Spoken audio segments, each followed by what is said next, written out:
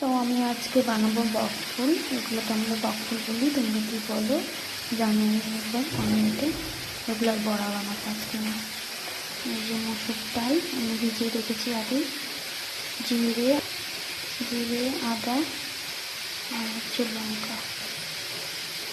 বেটে রাখা ফুলগুলো, ডাল দিয়ে দিয়েছি, মৌরি, হলুদ, লবণ, যে কুচনো পেঁয়াজ, একটু দিয়ে দেবো জিরে, গরম মশলার গুঁড়ো, জিরের গুঁড়ো, আগেই লবণ দিয়ে রেখেছি তাই দিব না। ডালও রেখে নিয়েছি, এটা ডালের বড়া হবে, মসুর ডালের বড়া।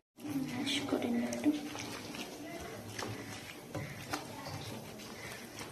দিয়ে দেবো একটু রিফাইন তেল।